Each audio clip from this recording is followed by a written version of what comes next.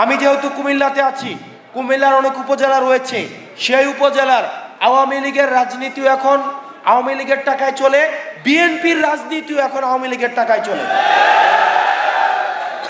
একটি অনুষ্ঠানে এনসিপি মুখপাত্র হাসনাত আব্দুল্লাহ যে বক্তব্য প্রদান করেছেন, সেই বক্তব্যে আমরা বিএনপি পরিবার মর্মাহত এবং ওনার এই বক্তব্যের আমরা তীব্র প্রতিবাদ জানাচ্ছি এবং সেই তীব্র প্রতিবাদ জানানোর জন্যই আজকে আমাদের এই সাংবাদিক সম্মেলন।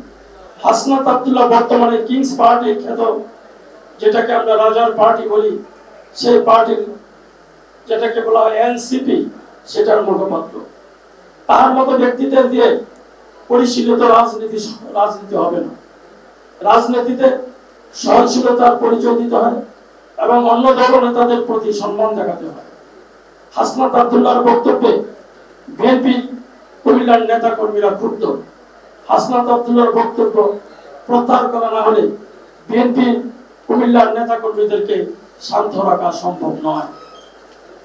অন্তর্বর্তীকালীন সরকার এ সকল ছেলে মানুষী নেতাদের রাজনীতির মাঝে নামিয়ে সরকারকে বিতর্কিত করছে।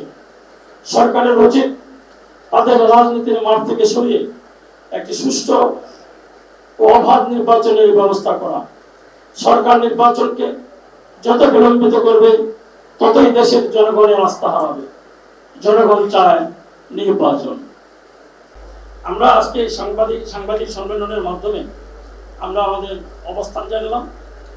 সে যদি তার বক্তব্য প্রত্যাহার না করে, এখানে কিন্তু ইঙ্গিত দেওয়া হয়েছে আমাদের নেতা কর্মীদের শান্ত রাখা যাবে না। সুতরাং সে যদি তার বক্তব্য প্রত্যাহার করে নিঃশর্ত ক্ষমা না যায়, তাহলে তার বিরুদ্ধে আমার মনে হয় না যে সে কুমিল্লার কোথাও মিটিং মিছিল করতে পারবে, কুমিল্লার কোনো অনুষ্ঠানে সে আসতে পারবে, এটা আমরা মনে করি না। সুতরাং আমরা আশা করি অবিলম্বে তার এই বক্তব্য প্রত্যাহার করে সে ক্ষমা চাবে। আমাদের বিএনপি শুধু কুমিল্লার রাজনীতিবিদের কাছে না, আমাদের একবারে কেন্দ্রীয়ভাবে বিএনপির কাছে তাকে নিঃশর্ত ক্ষমা চেতে হবে। না হলে আমরা হয়তো কুমিল্লার মাটিতে তাকে পা রাখতে দেব না। এই ধরনের কর্মসূচি বাধ্য হয়ে আমরা হাতে নিতে পারি। এখনো করি নাই, সুযোগ আমরা একটা স্পেস দিয়ে রাখলাম, তাকে ক্ষমা চাওয়ার জন্য একটা স্পেস দিয়ে রাখলাম। দেখি সে কি করে, যে ক্ষমা চায় কিনা। তার পরবর্তীতে যে কি করণীয় সেটা আপনাদের মাধ্যমে আমরা আবার জানাবো। আমরা সেটা আমরা 1 সপ্তাহের মধ্যে তাকে সময় দিলাম, 1 সপ্তাহ পরে আমরা জানাবো।